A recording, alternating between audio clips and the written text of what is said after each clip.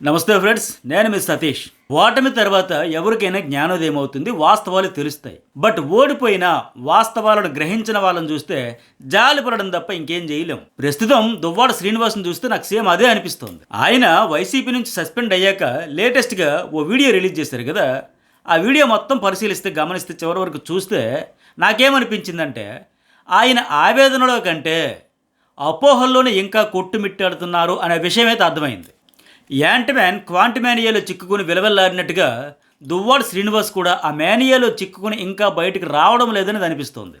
ఆయన లేటెస్ట్గా విడుదల చేసిన ఆ వీడియోలో చెప్పిన దానిలో చాలా సరదాగా అనిపించిన ఒక 2-3 విషయాలు చెబుతా, దానిపై నా స్పందన ఏంటో కూడా చెబుతా. పార్టీ కోసం చాలా కష్టపడి పనిచేశాను, గొంతై మాట్లాడాను, ప్రతిపక్షాల మీద విరుచుకుపడ్డాను.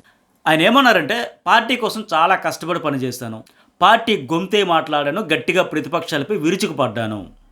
ఇది నిజం. గొంతును దువ్వాడ వాడినంత పచ్చిగా పదునుగా ఇంకెవరూ వాడలేదు.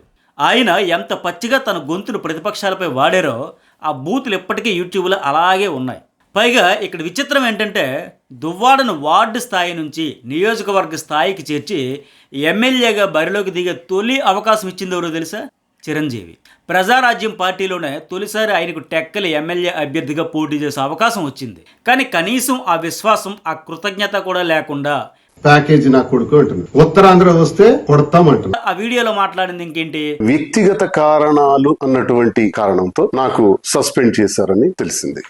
అకారణంగా నా వ్యక్తిగత కారణాలను సాకుగా చూపించి పార్టీ నుంచి సస్పెండ్ చేశారని చెప్పుకొచ్చాడు ఆయన. పైగా మరొక స్టేట్మెంట్ ఏమంటే, రాజకీయ క్రేనేడలో నేను బలయ్యానేమో అని అనిపిస్తుందంట ఆయనకి. ఇలా అనడం చూస్తే ఇప్పటికీ దువ్వాడ వాస్తవాన్ని, నిజాలని అంగీకరించలేకపోతున్నాడు, గుర్తించలేకపోతున్నాడు అని నేను ఆరంభంలో ఎందుకన్నానో మీకు ఇప్పటికి అర్థమయ్యే ఉంటుంది.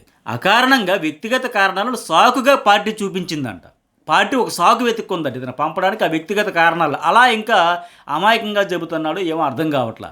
అందుకోసం ఆ వ్యక్తిగత కారణాలను సాగుగా చూపించి పార్టీలోంచి పంపించారంట. ఇలా ఆయన చెప్పడం చూస్తే ఇంతకంటే అమాయకత్వం ఇంకొకటి ఉండదేమో. దువ్వాడంటే నాకు తెలిసి 2024 వరకు ఒక లెక్క, ఆ తర్వాత ఈ మాధురితో జత కలిశాక మరో లెక్క అయిపోయింది. సీరియస్ దువ్వాడ కాస్త కామెడీ పీస్ అయిపోయాడు. ఆయనకు ఆయనే చేసుకున్నాడు. అట్లా రాజకీయ నాయకుడి స్థాయి నుంచి సెల్ఫీ రాజా అనే ట్యాగ్ వరకు దిగజారిపోయాడు. నకిలీ డాక్టరేట్లు, దుకాణాల రిబ్బన్ కటింగ్లు, తిరుమల ఘాట్ రోడ్లు రీల్స్ వరకు సోషల్ మీడియాలో జనానికి మంచి టైంపాస్ రీల్ స్టార్గా కంటెంట్ కట్అవుట్ అయిపోయాడు ఈయన. ఇది నేను సరదాగా చెప్పడం లేదు, చాలా సీరియస్ నోట్లోనే చెబుతున్నా. ఇది వాస్తవం. ఈ చేష్టలన్నీ కేవలం దువ్వాడ, దివ్యుల మాధురికి ఎఫెక్ట్ అయ్యే పరిస్థితి ఎప్పుడో దాటిపోయింది. ఏకంగా వైఎస్ఆర్సీపీ రాష్ట్ర స్థాయిలో ఆ పార్టీ ట్రోలింగ్ గురయ్యే పరిస్థితిలోకి వచ్చేసింది. అందుకే పార్టీకి డామేజ్ని తగ్గించుకునేందుకే దువ్వాడపై వేటు వేశారు తప్ప అకారణంగా ఏదో సాకు చెప్పాలని చెప్పేసి వేసేసేది ఏముంది? అక్కడ కళ్ళ ముందు కనబడుతున్న వాస్తవాలను చూస్తే వాళ్ళు వేటు వేశారు. కాకపోతే అది డామేజ్ అనే విషయం ఈయనకు అర్థం కావడం లేదు అనేది అసలు సమస్య. ఈ డామేజ్ గురించి, ఇతడి జర్నీ గురించి, ఎంత డామేజ్ ఇతడితో పాటు పొలిటికల్ కెరీర్తో పాటు పార్టీకి జరిగింది అనేది ఇప్పటికీ నేను వీడియో వేశా. వైసీపీకి చేసిన ద్రోహం, ఈ పార్టీకి జరిగిన డామేజ్ గురించి, అలాగే దువ్వాడ శ్రీనివాస్ వ్యక్తిగతంగా కావచ్చు, పొలిటికల్ కెరీర్కి సంబంధించి ఎలా నష్టపోతున్నాడు అనే దానికి సంబంధించి ఇప్పటికే మన ఛానల్లో నాకు వీడియో పబ్లిష్ చేశారు. వైసీపీకి దువ్వాడ ద్రోహం, రాజకీయంగా మరణ శాసనానికి తంబనేల్తో పెట్టి ఇప్పటికే ఒక వీడియో చూసారు. చాలా ఇంట్రెస్ట్గా ఉంటుంది, అది చూడడం వల్ల చూడండి, చాలా ఇంట్రెస్ట్గా ఉంటాయి. ఫ్యాక్ట్స్ మొత్తం చెప్పా. ఆ వీడియో అతనికి రీచ్ అయితే అతను చేసిన పొరపాట్లు ఏంటి ఖచ్చితంగా అతను తెలుసుకుంటాడు. ఇంకా ఇప్పటికే చూసిన వాళ్ళు మెసేజ్ పెట్టండి, చూడని వాళ్ళు ఖచ్చితంగా చూడండి. చాలా ఇంట్రెస్టింగ్గా ఫ్యాక్ట్స్ మొత్తం ఎందుకు అనేది, నిజంగా అకారణంగా వేసేస్తారా, వ్యక్తిగత కారణాలు సాగ్గా చూపించారా, లేకపోతే ఇతను చేసిన బ్లండర్స్ ఏంటనేది పచ్చిగా ఉన్నట్టు చెప్పి ఆ వీడియోలో అది ఖచ్చితంగా చూడండి. ఈయన ఇప్పుడు లేటెస్ట్ వీడియోలో ఇంకో మాట కూడా అన్నాడండి. ఏమంటే, వైసీపీ నుంచి సస్పెన్షన్ అంటే తాత్కాలిక విరామం ప్రకటించడం లాంటిదేనండి. గురజాడ చెప్పినట్టు విజయం కోసం విసుగుని వీడి విరామ మెరుగుకు పనిచేయండోయ్ అనే నినాదంతో ముందుకెళ్తా, స్వతంత్రుడిగా, తటస్థుడిగా నా ప్రజల కోసం, నన్ను నమ్ముకున్న గ్రామాల కోసం, అభిమానుల కోసం రెట్టింపు ఉత్సాహంతో పనిచేస్తా అని ఆయన బాధ ఏదో ఆయన చెప్పుకున్నాడు. మళ్ళీ నేను బ్యాక్ బౌన్స్ అవుతానని చెప్పి కూడా ఒక కాన్ఫిడెన్స్ తో మాట్లాడాడు ఆయన. అని ఆయన బాధ ఏదో ఆయన చెప్పుకున్నాడు.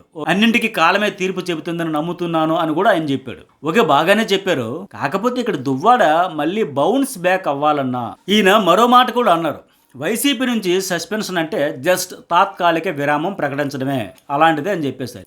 ఓకే, అలాగే ఇంకో మాట ఏమన్నారంటే, గురజాడ చెప్పినట్టు విజయం కోసం విసుగును వీడి విరామ మెరుగుకు పనిచేయండోయ్ అనే నినాదంతో ముందుకెళ్తా, స్వతంత్రుడిగా, తటస్థుడిగా నా ప్రజల కోసం, నన్ను నమ్ముకున్న గ్రామాల కోసం, అభిమానుల కోసం రెట్టింపు ఉత్సాహంతో పనిచేస్తా అని ఆయన బాధ ఏదో ఆయన చెప్పుకున్నారు. అన్నింటికీ కాలమే తీర్పు చెబుతుంది, కాలమే పరిష్కారం చూపుతుందని నమ్ముతున్నానని కూడా ఆయన చెప్పారు. ఓకే, బాగానే చెప్పారు.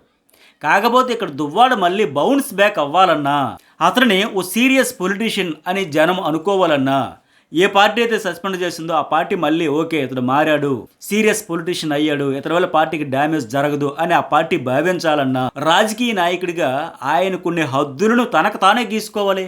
అప్పుడే కాలం తీర్పు చెబుతుందన్న దువ్వాడ నమ్మకం నిజమవుతుంది. అంతే తప్ప మాధురితో రీల్స్, లోక సంచారాలు, రిబ్బన్ కటింగ్లు, చీరలు అమ్ముకుంటూ ఎంత కష్టపడి పని చేస్తే మాత్రం కాలమే కాదు కదా, దేవుడే దిగొచ్చినా సరే దువ్వాడ మళ్ళీ రాజకీయాల్లో నిలదొక్కుకోవడం కష్టం.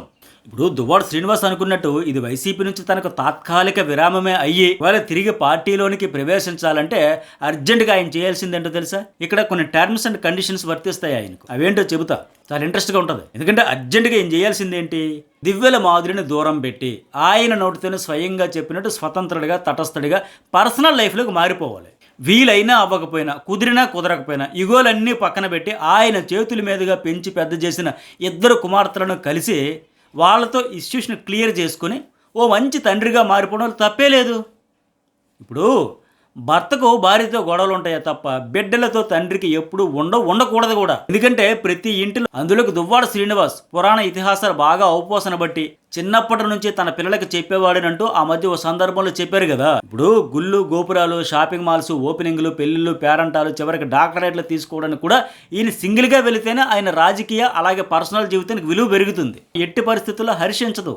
దానివల్ల నెగిటివిటీ తప్ప పాజిటివిటీ రాదు. తిరిగి వైసీపీలోనికి ప్రవేశించే మార్గం దొరకదు. రీఎంట్రీ ఇద్దాం, ఇది తాత్కాలిక విరామమే అని ఆశపడతాడు.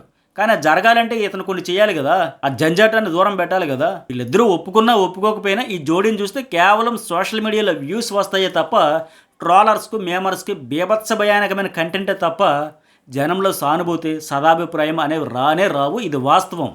కావలిస్తే పబ్లిక్ టాక్ ఒకసారి గమనించండి. ఇతడు సస్పెండ్ అయిపోయిన తర్వాత వస్తున్న బైట్స్ కానీ, పబ్లిక్ మాట్లాడే మాటలు కానీ, కోతి కొబ్బరికాయ దొరికినట్టు దొరికింది, ఇంకా ఆమెను పట్టుకునే ఊరేగుతా ఉన్నాడు. ఇలాంటి ఆయన ఏం పొలిటీషియన్ అయ్యా, ఇంతకు మించి నేను చెప్పాలని చాలా దారుణంగా మాట్లాడుతున్నారు. సో అదన్నమాట అసలు విషయం.